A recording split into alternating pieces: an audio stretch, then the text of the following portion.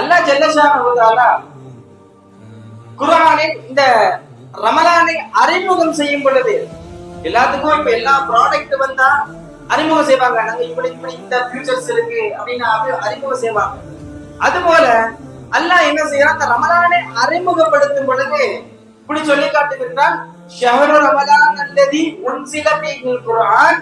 இந்த ரமலான் மாதம் இருக்கின்றது, அது எப்படிப்பட்ட மாதம் என்றால் உன்சில ஃபீஹில் குர்ஆன், இந்த மாதத்தில் தான் இறைவேதம் என்று சொல்லக்கூடிய குர்ஆன் இறக்கப்பட்டது என்பதாக அல்லாஹ் ஜல்லஷானஹு வ தஆலா சொல்லி காட்டுகின்றான். அப்போ இந்த மாதத்தில் தான் இந்த குர்ஆன் இறக்கப்பட்டது என்று சொன்னால் நாமெல்லாம் இந்த மாதத்தில் எவ்வாறெல்லாம் அந்த குர்ஆனை ஓத வேண்டும், அந்த குர்ஆனை ஓதி அமல் செய்ய வேண்டும் என்கின்ற விஷயத்தை நாம் எல்லாம் காண வேண்டும். பெருமானார் ஸல்லல்லாஹு அலைஹி வஸல்லம் அவர்கள் ஹதீஸில் சொல்லி காண்பிப்பார்கள். ஆயிஷா ரலியல்லாஹு அன்ஹா அறிவிக்கின்றார்கள், ஒவ்வொரு பொருளுக்கும் ஒரு சிறப்பு உண்டு. உதாரணமா போன் எடுத்துக்கிட்டா அதுக்கு ஒரு பிராண்ட், ஐபோன் சொல்லுவோம், அது ஒரு பிராண்ட். வாட்ச் எடுத்துனா டைட்டன் சொல்லுவோம், அது ஒரு பிராண்ட். இப்படி ஒவ்வொரு பொருளுக்கும் ஒரு பிராண்ட் இருக்கும். அந்த பிராண்டை வச்சு அந்த பொருட்கள் எல்லாம் சிறைப்படுகிறது.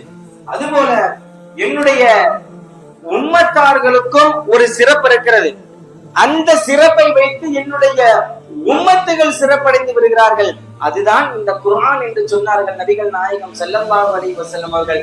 என்னுடைய உம்மத்துகள் மேன்மை அடைவதற்கும், என்னுடைய உம்மத்துகள் எந்த ஒரு சூழ்நிலை வந்தாலும் வீழ்ச்சி அடையாமல் வெற்றி பெறுவதற்கும் ஒரு மிக முக்கிய காரணம் இந்த குர்ஆனை அவர்கள் ஓதி அமல் செய்வது என்று சொன்னார்கள் நபிகள் நாயகம் ஸல்லல்லாஹு அலைஹி வஸல்லம் அவர்கள்.